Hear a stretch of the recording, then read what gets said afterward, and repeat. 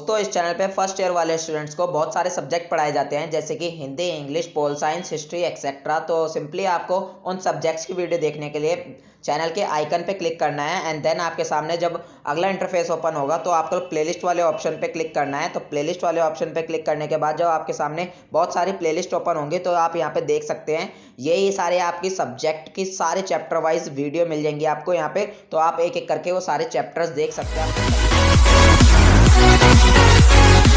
Welcome to Srivastava classes. आज के इस वीडियो के अंदर हम अपने सब्जेक्ट एनवायरमेंटल साइंस के यूनिट थर्ड, जो हमारी थर्ड यूनिट थी, इसका सेकंड पार्ट करने वाले हैं जिसका नाम है प्राकृतिक संसाधन। फ्रेंड्स, हम ऑलरेडी हमारी थर्ड यूनिट की फर्स्ट पार्ट और हमारी बाकी जो स्टार्टिंग की 2 यूनिट्स थी उनको अपलोड कर चुके हैं। तो फ्रेंड्स, ये जो हमारा चैप्टर है, हमारी यूनिट थर्ड है प्राकृतिक संसाधन, ये इस पार्ट के अंदर कंप्लीट हो जाएगा। तो इसको हमने 2 पार्ट्स के अंदर डिवाइड किया था। फर्स्ट पार्ट जिसका लिंक आपको डिस्क्रिप्शन बॉक्स में मिल जाएगा और ये हमारा इस यूनिट का सेकेंड पार्ट है। चलिए स्टार्ट करते हैं अपना सेकेंड पार्ट। तो हमारे सेकेंड पार्ट का फर्स्ट जो हमारा टॉपिक है वो है जल संसाधन। हम ऑलरेडी हमारे फर्स्ट पार्ट के अंदर भूमि संसाधन, मृदा संसाधन और बहुत सारी चीज़ें पढ़ चुके हैं हमारी प्रकृति से रिलेटेड। अब हमारा नेक्स्ट जो टॉपिक है वो है जल संसाधन। तो प्रकृति एवं कृत्रिम संसाधन के रूप में पृथ्वी के लगभग 71% भूभाग पर जल पाया जाता है। तो यानी अब हम जल संसाधन की बात कर रहे हैं प्रकृति एवं कृत्रिम संसाधन के रूप में। तो हमारा पृथ्वी जो है उस पर लगभग 71% जो हिस्सा है भूमि का, उस पर पानी पाया जाता है और इसमें महासागर, सागर, झीलें, नदियाँ, ग्लेशियर आदि शामिल है। यानी कि हमारी पृथ्वी पर जो 71% भूभाग पर पानी पाया जाता है उसमें समुद्र वगैरह, झीलें, नदियाँ, ग्लेशियर सब कुछ शामिल है। ठीक है। जल संसाधनों का अच्छे से उपयोग तथा अधिकतम विकास अत्यंत महत्वपूर्ण है। यानी कि जो हमारे जल संसाधन है इसका ठीक से उपयोग करना चाहिए हमें और इनका अधिकतम विकास बहुत ज़्यादा ज़रूरी है। जल संसाधन के 2 प्रमुख स्रोत हैं। तो वो 2 प्रमुख स्रोत कौन से हैं? धरातलीय जल और भूमिगत जल। धरातलीय जल की जो हमारे धरातल के ऊपर जो जल पाया जाता है जैसे कि समुद्र वगैरह और झीलें वगैरह, ये सब धरातलीय जल में आते हैं। लेकिन भूमिगत जल जो हमारा अंडरग्राउंड वाटर होता है तो वो भूमिगत जल होता है। तो धरातलीय जल, नदियाँ, झीलें, तालाब आदि ये सब हमारे धरातलीय जल के उदाहरण हैं। मैदानी भागों में पाई जाने वाली नदियाँ सिंचाई और पेयजल के लिए उपयोगी है। यानी कि मैदानी इलाकों में जो नदियाँ पाई जाती है उनके पानी का जो इस्तेमाल होता है वो मेनली सिंचाई के लिए किया जाता है और पीने के लिए किया जाता है। पहाड़ी क्षेत्रों और प्रायद्वीपीय पठार से बहने वाली नदियाँ जल विद्युत उत्पादन के लिए महत्वपूर्ण है। यानी कि जो नदियाँ पहाड़ी क्षेत्रों से आती है, पहाड़ों से बहती हुई आती हैं, और जो प्रायद्वीपीय पठार से बहती हुई नदियाँ होती हैं उनका जल विद्युत उत्पादन के लिए उपयोग जो है वो महत्वपूर्ण है। यानी कि उस जल का बिजली बनाने में इस्तेमाल किया जाता है। कैसे? कि वो इतने ऊपर से पड़ती हैं, जैसे कि पहाड़ों से जो नदियाँ आती हैं वो ऊंचाई से आती है तो वो इतनी एनर्जी के साथ आती हैं, इतनी ज़्यादा तेज़ आती है, तो उनके नीचे एक मोटर टाइप लगा दिया जाता है। ठीक है। तो वो जैसे उस मोटर के ऊपर पड़ती हैं तो वो मोटर घूमता है और उसमें फिर आगे ऐसा सिस्टम लगाया होता है कि वो उस एनर्जी को लाइट में कन्वर्ट कर देते हैं, यानी कि बिजली में कन्वर्ट कर देते हैं, इलेक्ट्रिसिटी में। तो भूमिगत जल से मतलब है वो पानी जो चट्टानों और मिट्टी के माध्यम से रिसकर धरातल की निचले सतहों पर इकट्ठा होता रहता है। यानी कि भूमिगत जल, भूमिगत यानी कि हमारी भूमि के अंदर जो पानी होता है वो, तो इससे उस पानी से मतलब है जो चट्टानों और मिट्टी के बीच में से रिसकर धरातल की जो निचली सतह होती है, हमारी जो धरातल है इसकी जो निचली सतह होती है ये यहाँ पे चट्टानों और मिट्टी से रिसकर धरातल की निचली सतहों पर जाकर इकट्ठा हो जाता है और इस पानी को भूमिगत जल कहते हैं। जिन चट्टानों में यह जल इकट्ठा होता है उन्हें जलीय चट्टानी परत कहते हैं। यानी कि अब वो नीचे जाके जब पानी इकट्ठा हो जाता है तो जिन चट्टानों के अंदर वो पानी इकट्ठा होता है उन्हें जलीय चट्टानी परत कहते हैं। ठीक है। कुछ क्षेत्रों में भूजल प्रचुर मात्रा में है तो कहीं बहुत कम है। तो अब क्या है, हमारा भूमिगत जल जो है, कई कई इलाके तो ऐसे हैं जहाँ पे भूमिगत जल जो है भरपूर है, यानी बहुत ज़्यादा है। थोड़ा सा गड्ढा खोदो तभी तुम्हें पानी निकल आएगा। लेकिन कई जगह ऐसे हैं जहाँ पे तुम गड्ढा खोदते रहो पानी निकल के नहीं देगा। क्यों? क्योंकि वहाँ पे भूमि के अंदर पानी बहुत कम है। भूमिगत जल संसाधन जो है वो अनेक कारणों से प्रभावित होते हैं, जैसे कि जलवायु दशाएं, हमारी जो जलवायु है वो कैसी है, उच्चावच यानी कि प्रेशर, भूगर्भिक संरचना यानी कि मिट्टी जो है उसके अंदर की संरचना कैसी है, और जलीय दशाएं यानी कि पानी की खुद की दशाएं कैसी हैं। तो भूमिगत संसाधन इन सब कारणों से प्रभावित होता है। भारत को 8 भूमिगत जल प्रदेशों में बांटा गया है, यानी हमारे भारत को ऐसे 8 प्रदेशों में बांटा गया है जहाँ पे भूमिगत जल है, जहाँ जल की उपस्थिति जो है वो विभिन्न मात्रा में है। तो इन 8 भूमिगत जल प्रदेश जो इनमें बांटा गया है, इन 8 के 8 प्रदेशों में जल की जो स्थिति है, उपस्थिति है, वो अलग अलग है, यानी कहीं पे ज़्यादा है, कहीं पे कम है, कहीं पे बहुत ही कम है। अब हम देखेंगे जल का उपयोग। अब हमने ये तो देख लिया कि जल कहाँ कहाँ पे कैसे कैसे है, किन स्रोतों में, यानी किस किस तरीके में जल होता है, यानी एक तो होता है हमारा धरातलीय जल, दूसरा होता है हमारा भूमिगत जल। अब हम देखेंगे जल का उपयोग। हमारे लिए जो जल है वो बहुत महत्वपूर्ण तत्व है, यानी हमारे लिए पानी बहुत ज़रूरी है, क्योंकि आपने सुना तो होगा जल ही जीवन है, जल है तो जीवन है, यानी अगर पानी है तो हमारा जीवन है, वरना नहीं है। तो जिसके बिना हम जीवन की कल्पना भी नहीं कर सकते, पानी के बिना तो हम जीने के बारे में सोच भी नहीं सकते।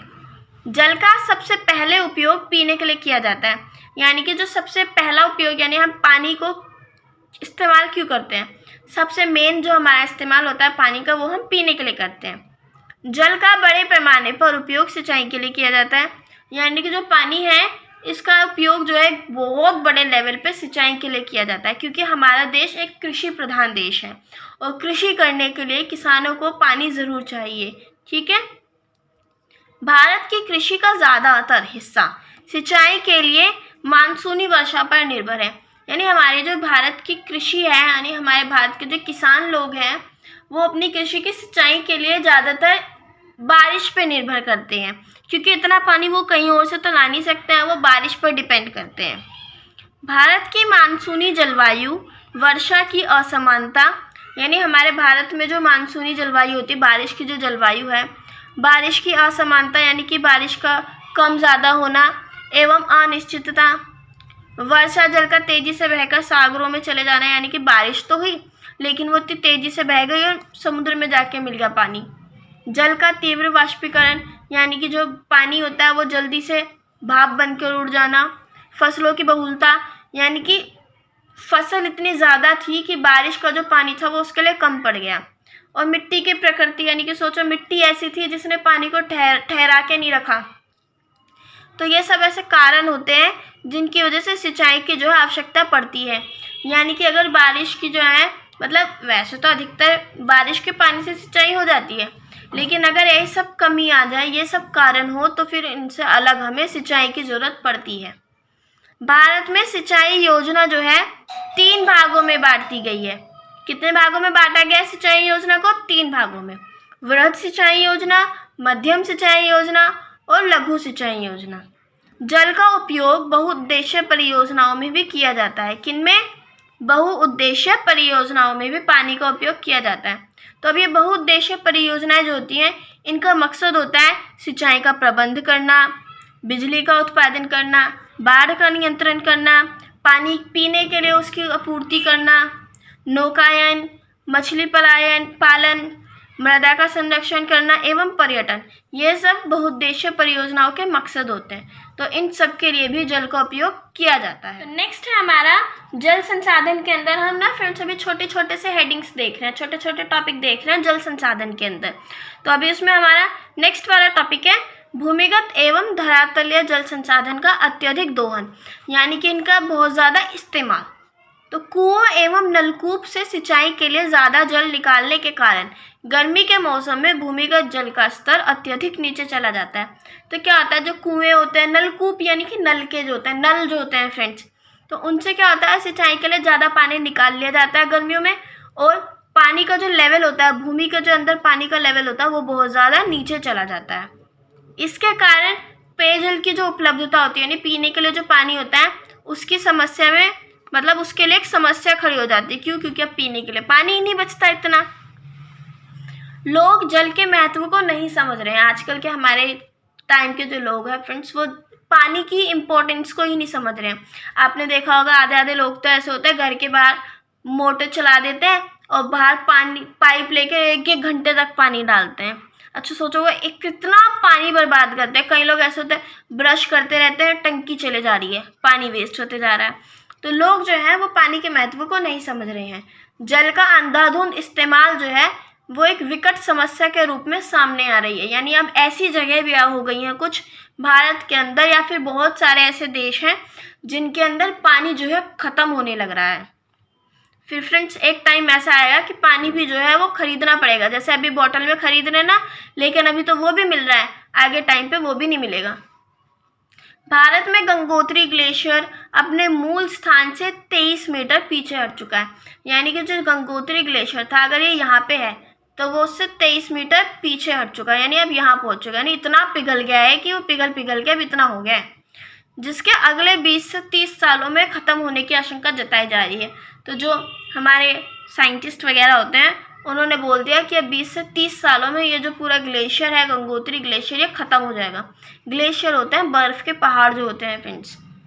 भूजल के अत्यधिक दोहन का एक बुरा प्रभाव यह है कि धरती के अंदर पड़े रसायन ऊपर आ जाते हैं।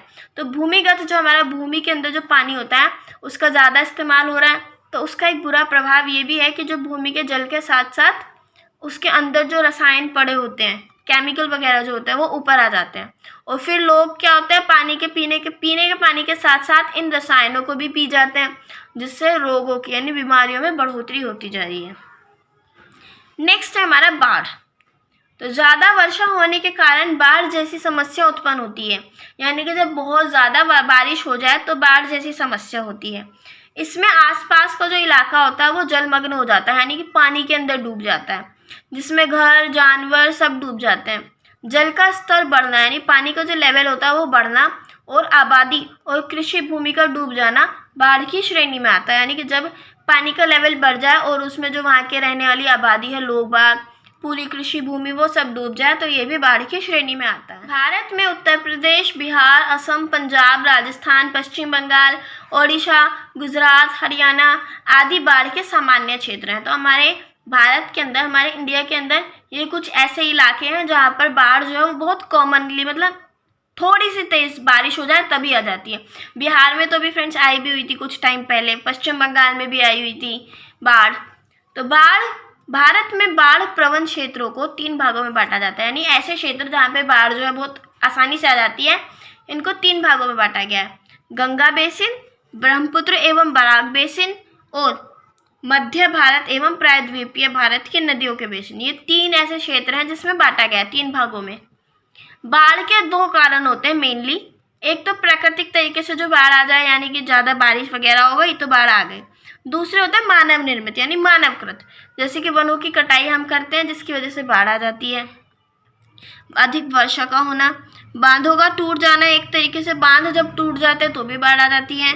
नदियों में अवसादों की मात्रा में बढ़ोतरी, क्या होता है नदी में इतनी ज़्यादा गंदगी हम डाल देते हैं कि उससे जो पानी होता है उसकी गहराई जो होती है वो तो कम हो जाती है, फिर जो पानी होता है वो बाहर निकलने लग जाता है। सोचो मग्गा है, कोई मतलब कोई बर्तन है, इसके अंदर आपने इतनी नीचे इतनी सारी मिट्टी भर दी और अब आप इसमें पानी डाले जा रहे हो, तो अब एक लेवल तो ऐसा आएगा ना जब ये इससे निकलने लगेगा। तो वही बात हो रही है, अब नदियों में इतनी ज़्यादा गंदगी होती जा रही है कि उसकी जो गहराई है वो कम होती जा रही है, पानी बाहर आ जाता है, जिसकी वजह से भी बाढ़ आ जाती है। नेक्स्ट जो हमारा टॉपिक है वो है सूखा। तो जब वर्षा कम हो, यानी कि जब बारिश कम हो या फिर ज़्यादा वाष्पीकरण हो, यानी कि बारिश तो हो रही है ठीक, लेकिन गर्मी की वजह से पानी जो है जल्दी भाप बन के उठ जाता है, ये सब हो।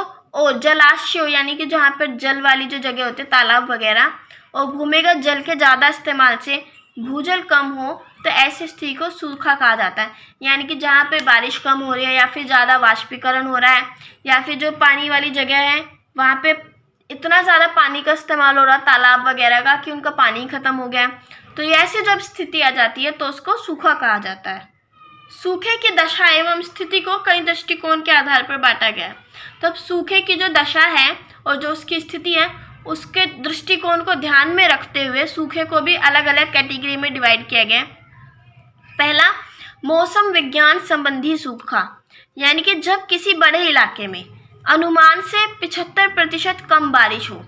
यानी कि सोचो एक बहुत बड़ा इलाका, दिल्ली सोच लो, ठीक है, आप दिल्ली में बहुत बड़ा इलाका है ये, और जो हमारे वो होते हैं बारिश वगैरह बताने वाले, जो अनुमान लगाने वाले जो लोग होते हैं, उनके हिसाब से अगर 75% से कम बारिश हुई है, यानी कि बारिश को भी सेंटीमीटर में नापा जाता है फ्रेंड्स, तो अगर 75% से कम बारिश हुई है, यानी जितनी बारिश होनी चाहिए थी उससे कम बारिश हुई है, तो भी सूखा हो जाता है। तो ये एक कैटेगरी है सूखे की। दूसरा है कृषि सूखा या फिर भूमि आर्द्रता सूखा, यानी कि कृषि की वजह से, तो मिट्टी में नमी की कमी के कारण, यानी कि अगर मिट्टी में जो है नमी ही नहीं है, आर्द्रता ही नहीं है, तो उसकी वजह से अगर जो फसलें होती हैं वो मुरझा जाती हैं, तो वो जो सूखा आता है उसको कृषि सूखा कहते हैं या फिर भूमि आर्द्रता सूखा कहते हैं।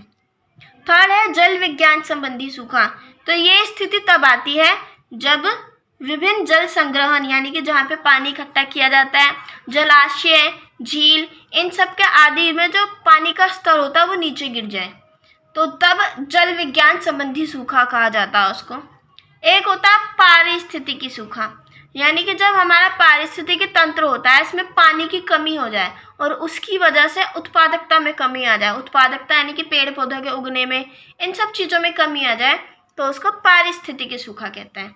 तो सूखे की समस्या से निपटने के लिए 1973 और 74 में सूखा प्रबंध क्षेत्र कार्यक्रम की शुरुआत की गई। क्या किया गया? 1973 से 74 में सूखा प्रबंध क्षेत्र कार्यक्रम एक था जिसका नाम था सूखा प्रबंध क्षेत्र, इसकी शुरुआत की गई और सूखे को 4 कैटेगरी में बांटा गया, वो मैंने आपको बता दिया। नेक्स्ट जो हमारा है वो है अंतर्राष्ट्रीय एवं अंतर्राज्यीय जल विवाद। तो जो नदी 2 या 2 से ज़्यादा देशों से होकर प्रवाहित होती है, यानी कि सोचो एक ही हमारा भारत है, यहाँ पे पाकिस्तान है, यहाँ पे बांग्लादेश, कुछ भी समझ लो, 3 देश लगातार हैं।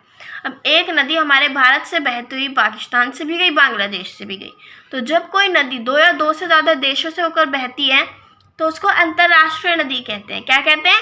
अंतर्राष्ट्रीय नदी। और इस नदी पर फिर हर देश का उतना ही मतलब कि अधिकार होता है, तो इस पर विभिन्न देशों का अधिकार होता है, क्योंकि वो अलग अलग देशों से बह रही है, तो जितनी नदी मतलब जो जिस देश से बह रही है उतनी नदी पर उस देश का अधिकार हो जाता है।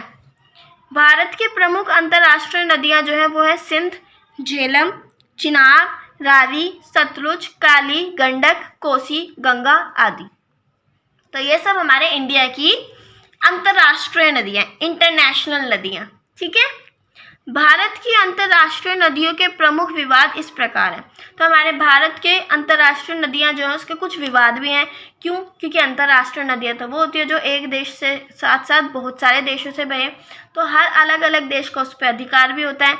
तो इन बात को लेकर कि उस नदी के पानी का इस्तेमाल कैसे किया जाए, तो इसको लेकर उन सब देशों के बीच में एक विवाद बना रहता है। तो ये कुछ अंतर्राष्ट्रीय नदियों के विवाद हैं, जैसे कि भारत बांग्लादेश के बीच गंगा विवाद, यानी कि गंगा जो है भारत और बांग्लादेश से निकलती है, तो बांग्लादेश नहीं चाहता होगा कि गंगा के पानी का ऐसे इस्तेमाल किया जाए, तो इन दोनों के बीच में कोई विवाद है। भारत पाकिस्तान में सिंधु नदी विवाद, तो एक एग्जाम्पल थे कुछ।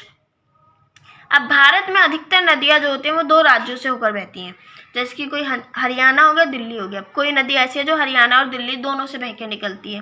बात चल रही है भारत के राज्यों की, तो जो नदी 2 राज्यों से ज़्यादा से बह के होकर निकले या फिर 2 राज्यों से बहकर निकले उन्हें अंतर्राज्यीय नदी कहते हैं, ठीक है। तो सिंचाई के लिए नदी के पानी के बंटवारे से राज्यों के बीच में क्या आता है? विवाद उत्पन्न हो जाता है, यानी कि कोई राज्य कहता है नहीं हमें हमारी सिंचाई के लिए हमें पानी नहीं देना, कोई कहता है हमें देना है। तो कई बार आपने सुना भी होगा कि हरियाणा जो है वो दिल्ली को पानी देने से मना कर देता है। कई बार सुना होगा फ्रेंड्स, ये नॉर्मल न्यूज़ में आता रहता है कि हरियाणा ने मना कर दिया कि वो दिल्ली को पानी नहीं देगा, अपनी इस नदी का पानी नहीं देगी। तो इस तरीके से विवाद जो है बढ़ जाते हैं। तो भारत में अंतर्राज्यीय नदी विवाद जो है वो इस प्रकार है। यमुना जल विवाद, तो यमुना जल विवाद जो है वो यूपी, दिल्ली और हरियाणा के बीच में है। कृष्णा नदी जल विवाद, ये आंध्र प्रदेश, कर्नाटक और महाराष्ट्र के बीच में है। कावेरी जल विवाद, कर्नाटक, केरल और तमिलनाडु के बीच में। सतलुज यमुना लिंक नहर विवाद, ये पंजाब और हरियाणा के बीच में। तो अंतर्राज्यीय नदी जल विवाद से निपटने के लिए संसद ने जो है 1956 में 1956 में 2 अधिनियम पारित किए थे।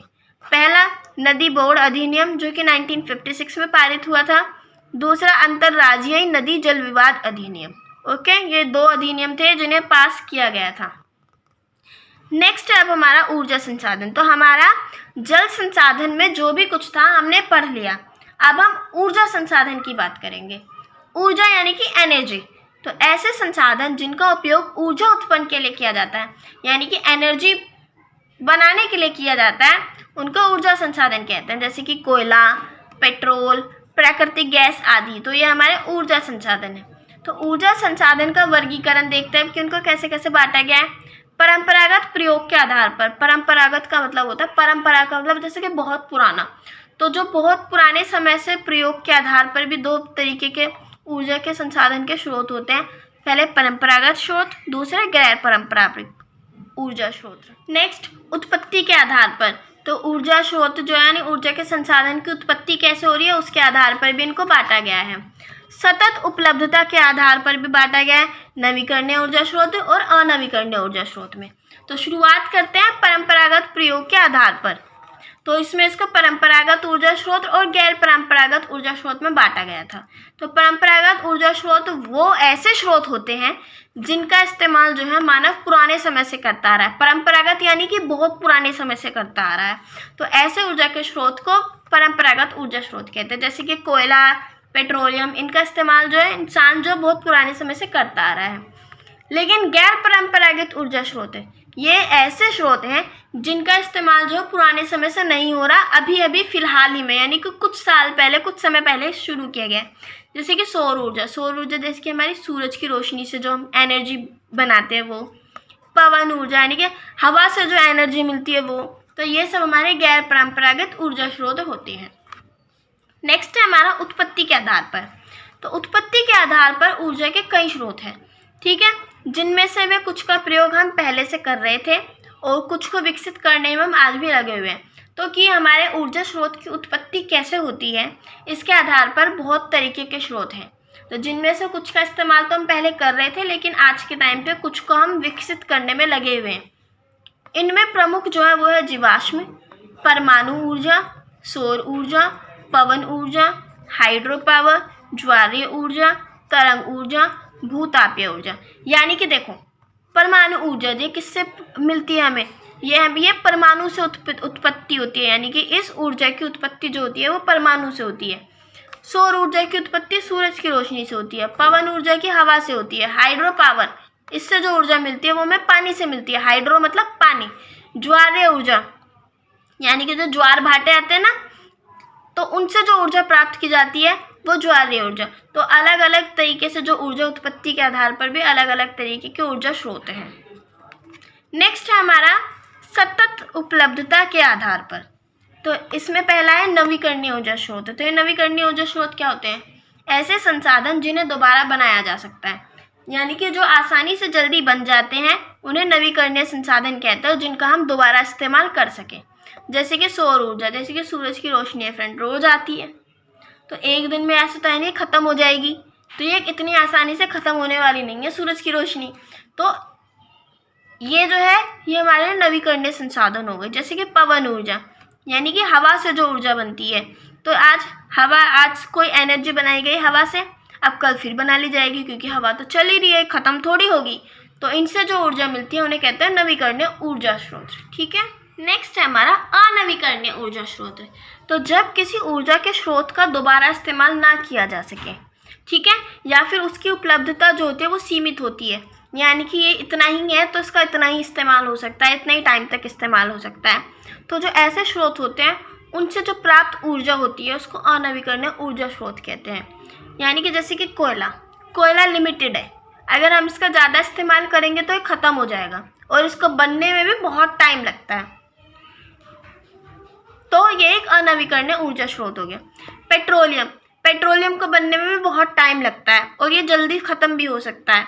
प्राकृतिक गैस आदि, तो ये हमारे अनवीकरणीय ऊर्जा स्रोत थे। ठीक है, अब हम देखेंगे ऊर्जा की बढ़ती आवश्यकताएं, यानी हमारी जो एनर्जी है उसकी बढ़ती आवश्यकताएं। ऊर्जा आर्थिक विकास तथा जीवन का स्तर बेहतर बनाने के लिए एक ज़रूरी संसाधन है। एनर्जी जो होती है, जो ऊर्जा होती है, वो एक देश के आर्थिक विकास के लिए और उस देश के जीवन का स्तर, यानी कि उनका लेवल अच्छा बनाने के लिए एक बहुत ज़रूरी संसाधन है। सूचना, संचार एवं तकनीकी के बढ़ते युग से हमारा जीवन जो है वो ऊर्जा पर ही निर्भर हो गया। यानी कि इंफॉर्मेशन वगैरह, संचार और टेक्नोलॉजी के बढ़ते युग में, आज के युग में हमारा जो पूरा का पूरा जीवन है वो एनर्जी पर ही डिपेंड करता है।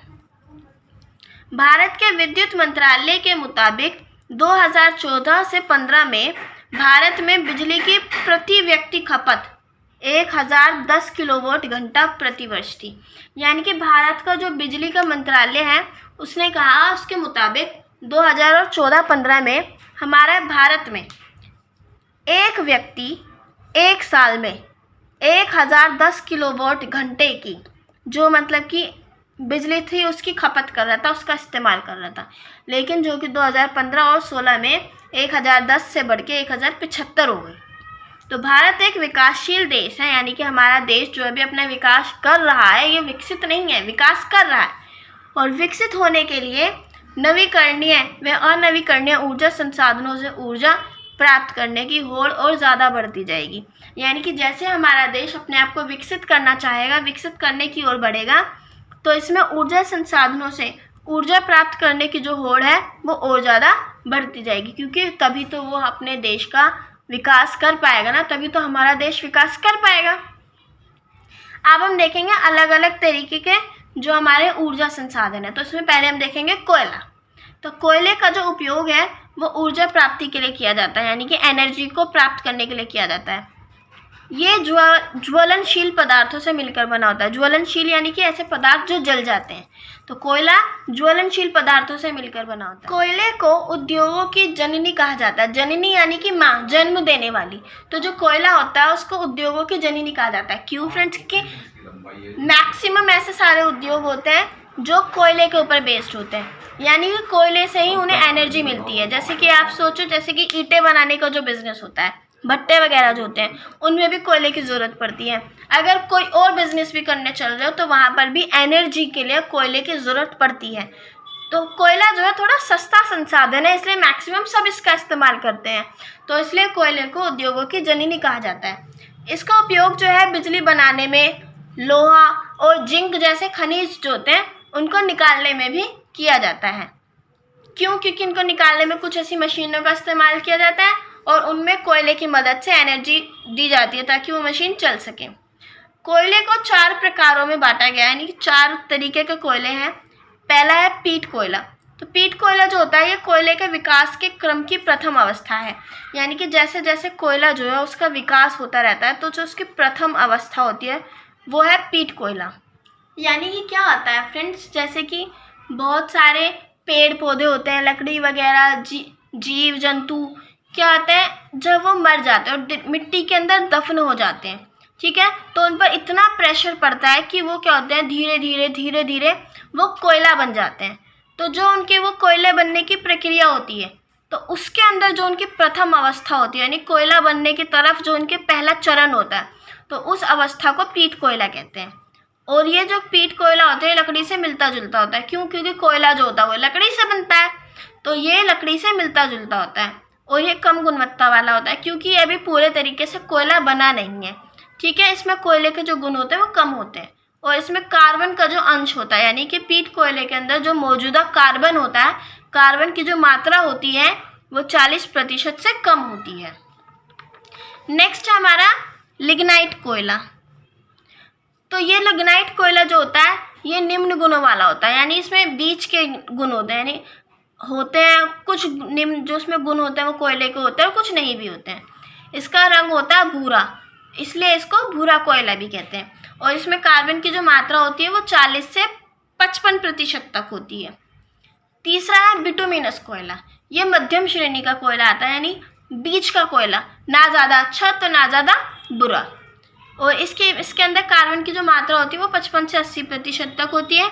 और भारत में जो ज़्यादातर कोयला पाया जाता है उसमें यही होता है, यानी कि भारत में अब तक जितना भी कोयला पाया जाता है मैक्सिमम पार्ट उसका बिटुमिनस कोयला होता है। नेक्स्ट है हमारा एंथ्रेसाइट कोयला। तो ये जो एंथ्रेसाइट कोयला होता है ये बेस्ट क्वालिटी का कोयला होता है, सर्वोत्तम श्रेणी का कोयला होता है। इसमें जो कार्बन की मात्रा होती है वो 80 से 90% तक होती है और कोयले के सारे गुण इसमें होते हैं, यानी कि अब तक का सबसे बेस्ट कोयला जो है वो एंथ्रेसाइट कोयला है। नेक्स्ट देखेंगे अब हम पेट्रोलियम और प्राकृतिक गैस को। ये भी हमारा ऊर्जा संसाधन है। तो धरातल के नीचे स्थित अवसादी परतों के बीच में एक काले भूरे रंग का तैलीय द्रव पाया जाता है, यानी हमारी धरातल मिट्टी हो गई, इसके नीचे कुछ अवसादी परतें होती हैं, ठीक है, उनके बीच में, जैसे कि हमारी धरातल हो गई, इनके बीच में कुछ चट्टानें हैं, ऐसे कोई भी पत्थर वत्थर पड़े हुए हैं, इनके बीच में एक तैलीय पदार्थ होता है, यानी तेल जैसा कोई पदार्थ होता है, ठीक है, काले भूरे रंग का। उसे क्या कहते हैं? उसे पेट्रोलियम कहा जाता है और इसका उपयोग जो है वो ईंधन के रूप में किया जाता है। इसको जीवाश्म ईंधन भी कहते हैं। क्यों? क्योंकि ये मरे हुए जीवों से बनता है, क्योंकि ये धरातल के नीचे मृत जीव जंतु और वनस्पति के जीवाश्म से बनता है, यानी कि जो मरे हुए जीव जंतु होते हैं, वनस्पति होते हैं, जब वो गल सड़ कर मिट्टी के नीचे एक तैलीय पदार्थ बना लेते हैं, उसको पेट्रोलियम कहते हैं और इसलिए इसको जीवाश्म ईंधन भी कहते हैं। इसे काला सोना भी कहा जाता है, क्योंकि ये काले रंग का होता है तो इसलिए इसको काला सोना भी कहा जाता है। पेट्रोल को अवसादी परतों के ऊपर कुआं खोद कर निकाला जाता है, जैसे कि हमारी धरातल थी, इसके नीचे जो अवसादी परतें थी, तो इनके ऊपर एक कुआं खोद दिया जाता है, तो उसको खोदकर इसको निकाला जाता है पेट्रोलियम को। इससे मिलने वाले पेट्रोलियम को कच्चा तेल कहते हैं। तो कुएं से जो पेट्रोलियम निकलता है इसको कच्चा तेल कहते हैं और कच्चे तेल को जब रिफाइनरियों में भेजा जाता है रिफाइन करने के लिए, इसको छानने वगैरह के लिए, तो वहाँ इससे पेट्रोल, मिट्टी का तेल, ईथर, विभिन्न हाइड्रोकार्बन, प्राकृतिक गैस, ये सब इस सब कच्चे तेल से मिलता है हमें। कुओं से प्राप्त जो पेट्रोलियम होता है उसमें सबसे ऊपर प्राकृतिक गैस होती है, यानी सोचिए आपको कुएं से इतना सारा पेट्रोलियम मिला, तो उसमें सबसे ऊपर क्या होगा? प्राकृतिक गैस, बीच में होगा उसके पेट्रोल और फिर उसके सबसे नीचे होगा पानी, ठीक है। प्राकृतिक गैस का जो उपयोग है वो खाद बनाने में, यानी कि जो नेचुरल गैस मिलती है उससे, उसका इस्तेमाल खाद बनाने में, बिजली बनाने में, गैस वितरण यानी कि गैस बांटने में, घरेलू गैस के रूप में, वाहनों में और कारखानों में ईंधन के रूप में किया जाता है। प्राकृतिक गैस जो होती है इसको 200 से 250 किलोग्राम पर सेंटीमीटर के दबाव पर संपीड़ित कर, यानी कि प्राकृतिक गैस को इतने दबाव पर दबाकर संपीड़ित कर सीएनजी को बनाया जाता है। प्राकृतिक गैस से ही सीएनजी बनाई जाती है, जिसे स्वच्छ ईंधन या फिर हरित ईंधन भी कहते हैं। तो जो हमारी सीएनजी है इसको स्वच्छ ईंधन और हरित ईंधन भी कहते हैं। क्यों? क्योंकि सीएनजी जो है हमारी, ये पोल्यूशन नहीं करती है, ये गंदा स्मोक नहीं फैलाती, जैसे पेट्रोल जलने पर धुआं करता है और जिससे प्रदूषण होता है। सीएनजी जब जलता है ईंधन के रूप में तो इससे प्रदूषण नहीं होता है। नेक्स्ट है हमारा बायोमास या फिर जैव ऊर्जा। तो ये ऊर्जा का एक स्वच्छ और सस्ता स्रोत होता है। तो बायोमास या फिर जैव ऊर्जा जो है ये ऊर्जा का एक सबसे साफ सुथरा और सस्ता स्रोत होता है, जो सफाई और स्वास्थ्य में सुधार लाता है और कृषि के लिए खाद भी तैयार करता है। आपने सुना होगा बायोमास क्या होता है? बहुत बड़े बड़े गड्ढे खोद दिए जाते हैं और फिर उसके अंदर सारे, मतलब कि वहाँ का जो उस किसी गांव के अंदर, वो उन गड्ढों के अंदर घरों से जो गंदगी निकल रही है, फलों के मतलब छिलके, सब्जी के छिलके, गाय भैंस का गोबर है ना, और पूरे गांव का जो पूरा वेस्ट होता है वो, उनके फसल का बचा कुचा सामान सब उसमें डाल देते हैं और उसे ढक देते हैं। तो क्या होता है? वो उसमें पड़े पड़े सड़ जाता है। तो सड़ने से क्या होता है? गैस बनती है और वो जो गैस होती है उसका इस्तेमाल किया जाता है ईंधन के रूप में, और वो जो बचा कुचा सामान होता है उसको खाद के रूप में इस्तेमाल करते हैं। और ये जो पूरी प्रक्रिया होती है इसी को बायोमास या फिर जैव ऊर्जा कहते हैं। तो इसे पशुओं के गोबर से, मानव मल यानी हम लोगों का जो वेस्ट मटेरियल होता है, रसोई के अपशिष्ट यानी रसोई में जो हम चीज़ें बच जाती हैं खराब चीज़ें, नगरीय अपशिष्ट, फसलों के अवशेष पदार्थों से प्राप्त किया जाता है। इसमें जो होता है गांव में घरेलू ईंधन की आवश्यकता पूरी हो जाती है, यानी कि गांव में जो उन्हें गैस वगैरह जलाने के लिए जो गैस चाहिए होती है, यानी चूल्हा जलाने के लिए तो जो गैस उन्हें चाहिए होती है सिलेंडर के रूप में, वो इस गैस का इस्तेमाल कर सकते हैं। अब हम देखेंगे पर्यावरण से जुड़े कुछ प्रमुख मुद्दे। तो हमारे एनवायरनमेंट से रिलेटेड कुछ ऐसे मेन टॉपिक्स, मुद्दे भी हैं। पहला है राष्ट्रीय सोलर मिशन। तो भारत सरकार ने राष्ट्रीय सौर ऊर्जा मिशन जो है इसकी शुरुआत की थी जिसे जवाहरलाल नेहरू ने राष्ट्रीय सौर मिशन भी कहा था। प्रधानमंत्री मनमोहन सिंह ने 11 जनवरी 2010 को इसे शुरू किया था। इस मिशन का जो उद्देश्य है वो भारत को सौर ऊर्जा के क्षेत्र में एक विकसित देश बनाना है। यानी कि ये मिशन चाहता है कि हमारा जो देश है वो सौर ऊर्जा के क्षेत्र में एक विकसित देश बने और देश में बढ़ती ऊर्जा आवश्यकताओं की पूर्ति हो और जीवाश्म ऊर्जा पर बढ़ती निर्भरता को कम कर सके। तो इस मिशन का ये काम है और इस मिशन को जवाहरलाल नेहरू राष्ट्रीय सौर मिशन भी कहा जाता है।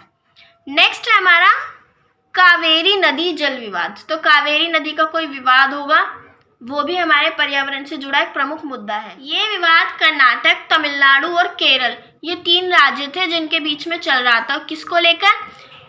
जल के बंटवारे को लेकर। यानी कावेरी नदी थी एक, इन तीनों राज्यों से निकलती हुई बहती थी, तो इन तीनों राज्यों में उसके पानी को लेकर, बंटवारे को लेकर लड़ाई थी। ये विवाद जो है बहुत पुराना है और ब्रिटिश राज्य के समय से ही ये विवाद चलता रहा। यानी जब हमारे भारत पर ब्रिटिश लोगों का जो वो अंग्रेज थे उनका शासन था, तब से चलता आ रहा है। ये मामला जो है सुप्रीम कोर्ट में भी गया और 1976 में इस विवाद के जो दावेदार थे, कर्नाटक, तमिलनाडु, केरल वगैरह, इन सब के बीच में एक समझौता भी हो गया। लेकिन आज भी इसको लेकर काफ़ी विवाद चलता आ रहा है। नेक्स्ट है सरदार सरोवर बांध। तो ये हमारे भारत का दूसरा सबसे बड़ा बांध है, जिसकी ऊंचाई क्या है? 163 मीटर, यानी ये इतना ऊंचा है। इसका उद्देश्य, यानी सरदार सरोवर बांध क्यों बनाया गया? तो इसका उद्देश्य था गुजरात के सूखे इलाकों में पानी को पहुंचाना और मध्य प्रदेश के लिए बिजली बनाना। तो इसी कारण से नर्मदा बचाओ आंदोलन भी चलाया गया, ताकि सूखे इलाकों में पानी भेजा जा सके और बिजली बनाई जा सके।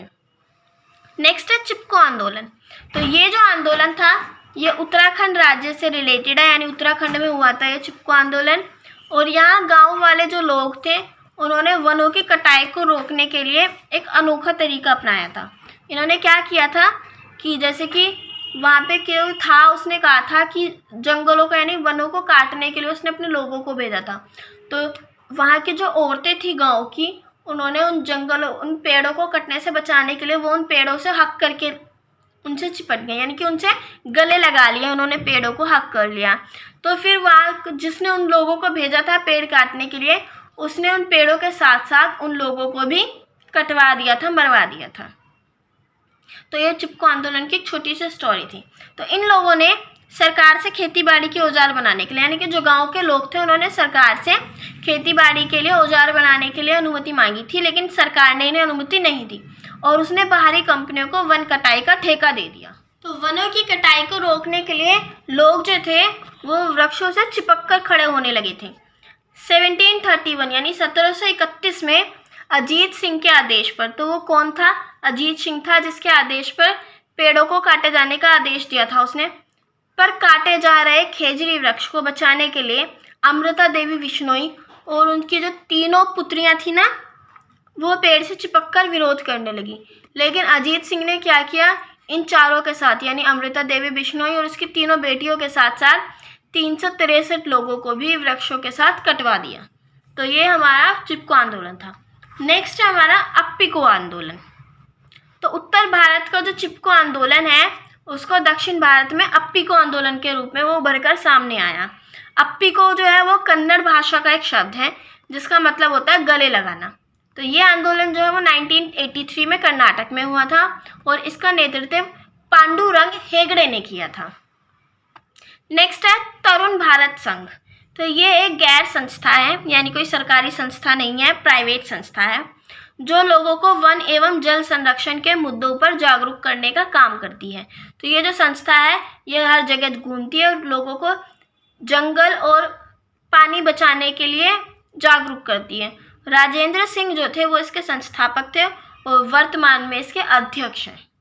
नेक्स्ट है जंगल बचाओ आंदोलन। तो 1980 में बिहार में ये आंदोलन शुरू हुआ था। ये झारखंड और उड़ीसा तक फैल गया था और जब सरकार ने प्राकृतिक साल के वृक्ष को काटकर, यानी नेचुरल तरीके से जो उगे हुए साल के वृक्ष थे, सरकार ने उनको काटकर वहाँ कीमती सागौन के वृक्ष लगाने चाहे, तो वहाँ के जो आदिवासी थे उन्होंने इस आंदोलन को शुरू किया बिहार में।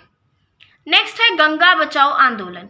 तो तो ये आंदोलन गंगा को साफ करने का था, यानी गंगा में जो गंदगी थी उसको साफ करने का था। ये आंदोलन यूपी बिहार में चलाया गया, जिसे धार्मिक नेताओं, राजनीतिक नेताओं, पर्यावरणविदों यानी कि जो हमारे पर्यावरण से रिलेटेड इंटरेस्ट रखते हैं पर्यावरण में, लेखकों और वैज्ञानिकों का भी सहयोग मिला इस आंदोलन को। तो ये जो हमारा गंगा बचाओ आंदोलन था, इसको बहुत ज़्यादा लोगों का सहयोग मिला और आज भी हमारा ये गंगा बचाओ आंदोलन चल रहा है। क्यों, आपने सुना होगा ना कि गंगा की अभी योगी जो है हमारे यूपी के जो सीएम है, उन्होंने भी गंगा की सफाई कराई। तो मतलब ये चल रहा है, अभी भी ये आंदोलन चलते जा रहा है। तो फ्रेंड्स, ये जो हमारा चैप्टर था, हमारी यूनिट 3 थी प्राकृतिक संसाधन, वो फिनिश हो गया है इस वीडियो के अंदर। आई होप आपको क्लियर हुआ होगा। इसका फर्स्ट पार्ट जो उसकी वीडियो आपको डिस्क्रिप्शन बॉक्स में उसका लिंक आपको मिल जाएगा, तो वहाँ जाके आप उसकी फर्स्ट पार्ट देख लीजिएगा, ठीक है। अगर आपको इससे रिलेटेड कोई भी डाउट है तो आप मुझसे पूछ लीजिएगा कमेंट बॉक्स में, मैं आपका डाउट क्लियर करने की पूरी कोशिश करूँगी।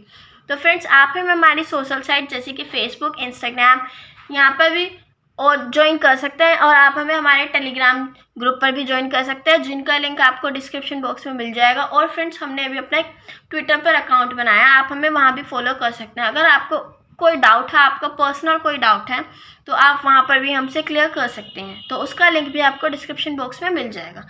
Thanks for watching. जय हिंद, जय भारत। पसंद आए तो लाइक कीजिए, सब्सक्राइब कीजिए एंड शेयर तो ज़रूर कीजिए।